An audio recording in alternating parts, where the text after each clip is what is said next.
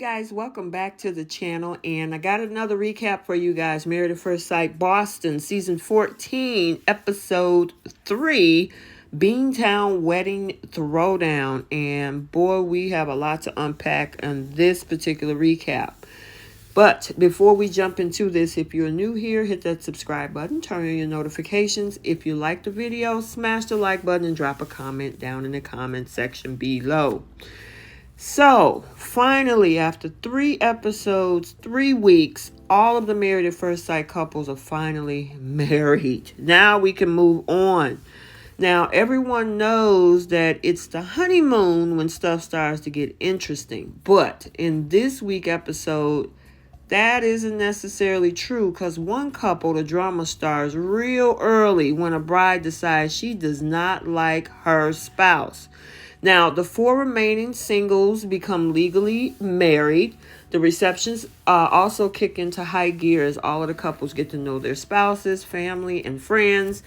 And you know what? I think some of these participants should have watched their well-meaning friends just a little bit closer, because there was definitely moments where things were said that maybe did a little bit more harm than good. So, without further ado, let's unpack all of this and jump into this recap. Okay, we're going to start first with Noe and Steve. So finally, Steve and Noe meet at the altar.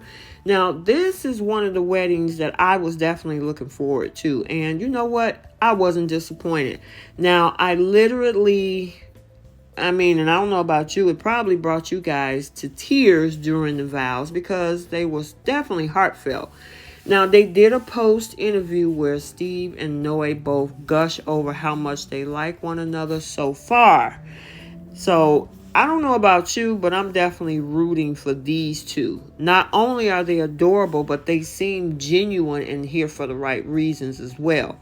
Now, Noe decides to incorporate her culture into her wedding day.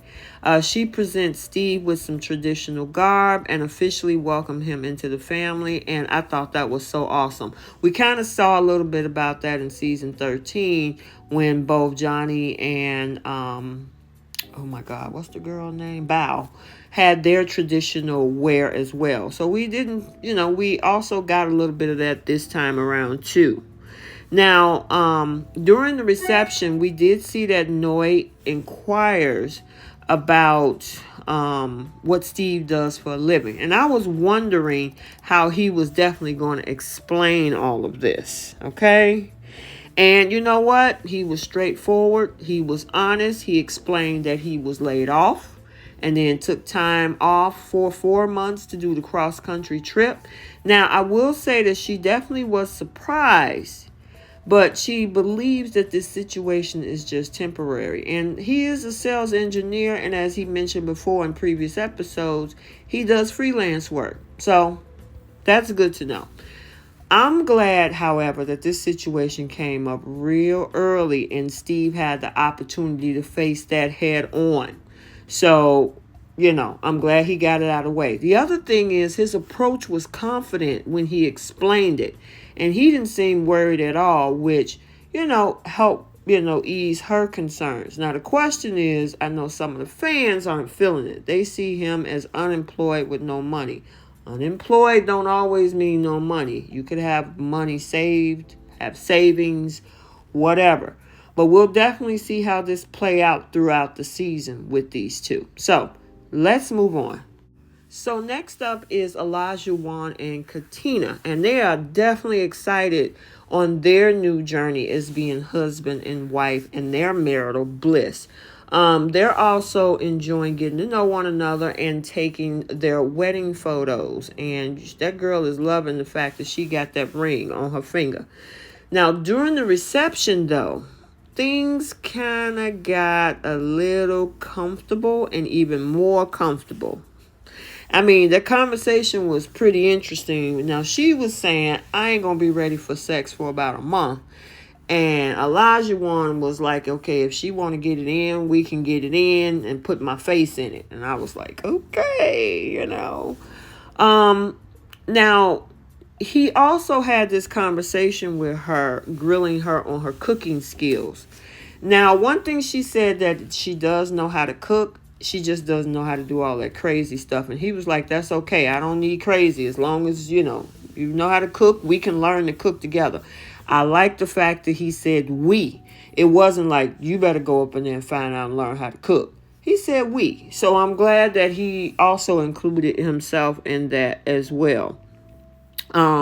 Now, little does she know, he's asking because he expects her to cook him a meal every night. I don't know. I think that's going to change.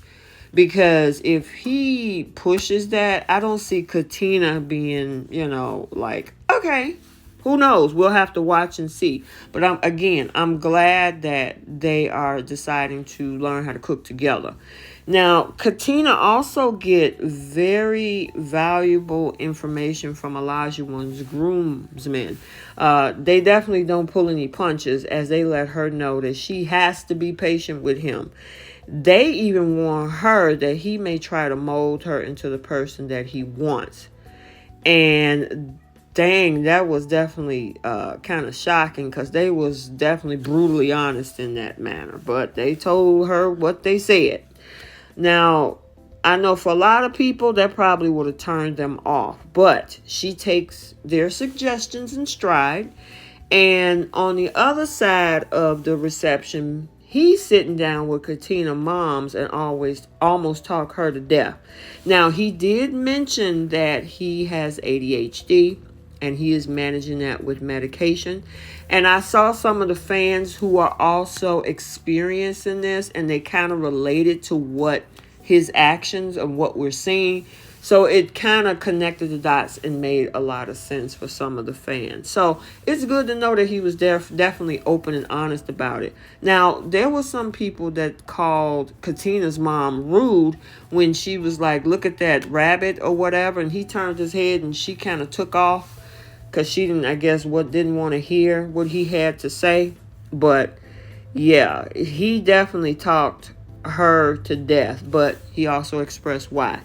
But all in all, things look like it was going well. Now, on a side note, when we saw him at the honeymoon, did that man have stains on the back of his boxers when he jumped on the bed at the hotel? I'm hoping that maybe he went in the bathroom. We didn't see that scene, and maybe some water or something splattered on his pants or some oil or something. I don't know, but that was crazy. And definitely you can tell that the producers did not let him know, or even if they realized.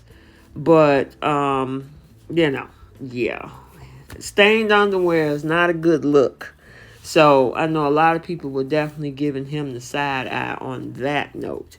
But all in all, you know what? Honestly, I'm not going to sleep on these two. I saw a couple of previews, but I don't know. And there's been some spoilers out there about these two. So I'm going to keep my eye on these two. They might surprise you. So we'll have to definitely see what happens with Katina and Olajuwon. Because she ain't running. She's feeling this guy. And he's definitely feeling her. So even though a lot of people ain't keen on how, the show portrayed Olajuwon from the first two episodes, hey, it don't even matter what we think. It matters what Katina thinks. So we'll definitely have to see how the season progresses with these two. So let's move on to our next couple. Okay, let's talk about Yasmine and Michael. And we didn't get a whole lot in, because they had most of episode 2. So I didn't know what to expect from these two. But they were definitely getting along really well at their wedding reception.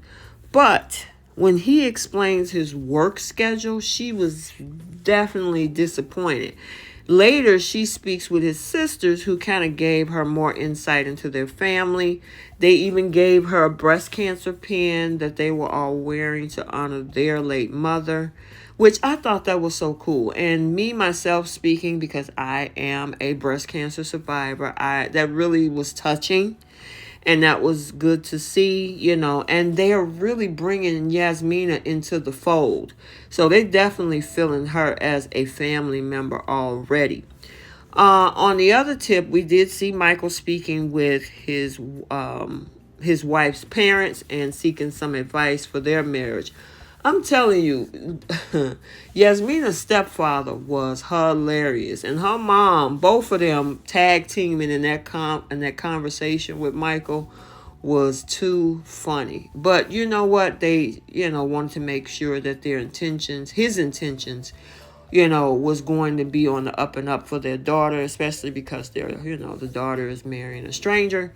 So pretty typical, but I like the fact of them giving each other's flowers when they were on their honeymoon, and they seem to cozy up really well. I know a ton of you guys are rooting for this couple. I am as well. So we'll have to see how this all ends up on decision day. I hope nothing comes through and break this whole thing up or something crazy happen. But I'm rooting for Yasmina and Michael, so we'll have to keep our eye on them. Let's move on. Okay, let's talk about Alyssa and Chris. They were the final couple to tie the knot on the show. Now, I don't know if it is the weight or that Alyssa kind of, isn't having a good feeling about this. It's crazy. Now, the experts claim they were matched because they are both direct and have qualities to help each other. Now, depending on the people involved, being direct could be a good or a bad thing. Chris is definitely all smiles when he sees her walk, down the aisle. Can we give a side eye to the cameras and production for when she talked about needing somebody with good teeth? They put the camera in his teeth. I'm like, no, y'all didn't do that. Really? Let's keep it moving. I gotta definitely give a side eye to that. Now, after the wedding, you know what? It seems that things were going to be okay until Chris mentions that he's the VP of the Disc Golf Association. And obviously that was not sexy to her at all. Like a disc golf executive. She was just like, okay. Things get even more awkward when Alyssa decides to direct their wedding pictures instead of listening to the photographer.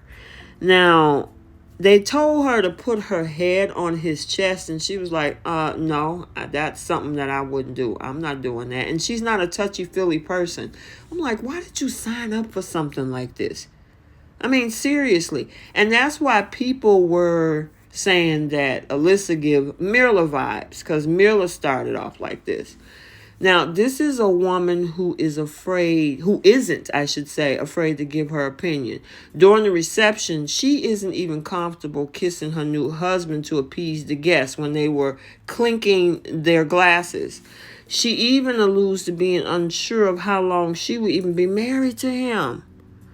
Gosh, that didn't take long at all for red flags to start to show up. Now, even further, at the reception, Chris speaks with Alyssa's mother and friends who give him more of an idea of who he just married. And the interesting thing is Chris kept asking everybody, well, what does she think about me?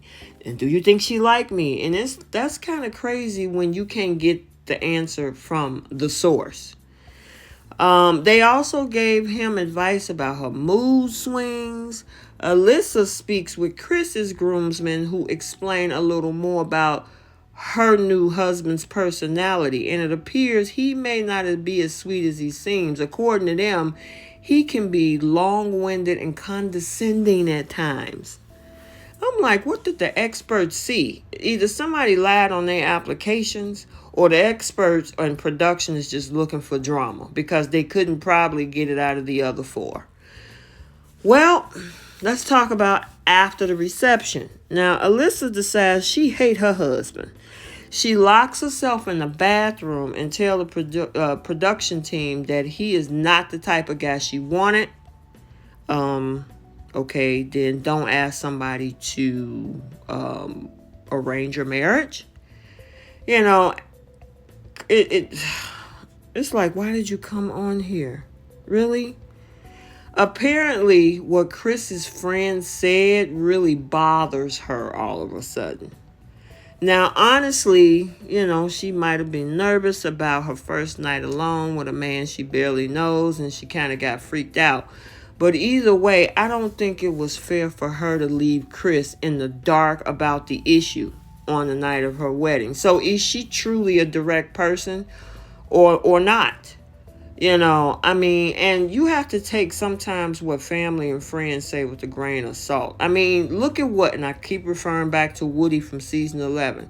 His whole family and group of friends was saying that he's a whole different person and don't let the devil out, and he's not ready for marriage. And then when he got into the whole thing with Hermione, they couldn't even recognize who Woody was. So at least she should have took what they said with a grain of salt and then see for herself or follow the process to see if she can build her own connection, with this person. But nope, it seemed like this girl is done. I'm wondering if she's going to even complete the season. And a lot of people are not happy, especially the fans are not happy with Alyssa. So I'm assuming she's this season's new villain.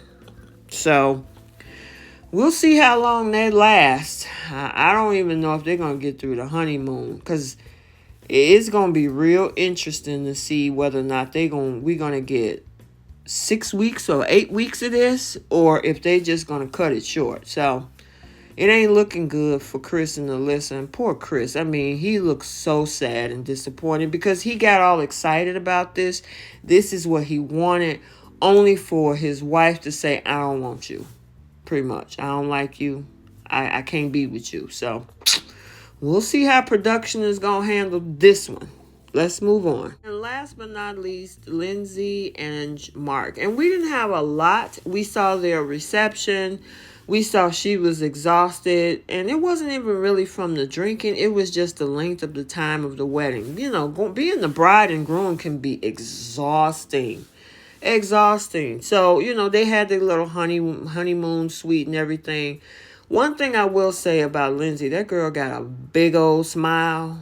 She speaks whatever comes to mind, and Mark is feeling it. I mean, for right now, it seems like these two energies match, and as much as he was saying, she's a lot, he seemed like he's taking it in stride. So I was wondering if, in fact, whether it was going to be a problem for him with her personality. And he seems like he's attracted to her. He likes her energy.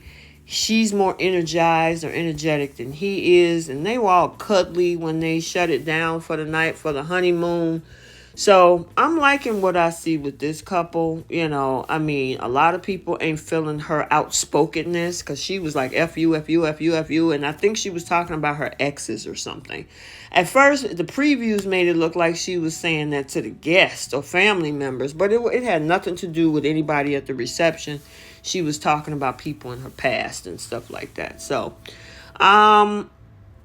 let me get your idea on how many couples you think is going to make it out at the end. I'm going to say 3 out of 5. I'll get later in the season to tell you who I think my 3 is. But let me know if you're going to think 5 out of 5, 4 out of 5, 3 out of 5, 2 out of 5, 1 out of 5, or 0 out of 5, like season 13 in Houston. So, pretty good episode. But Alyssa and Chris look like that might be over. So, I hope you enjoyed this recap of Married at First Sight Boston, episode 3 from season 14. Like, comment, and subscribe. And we will see you in the next one. Bye.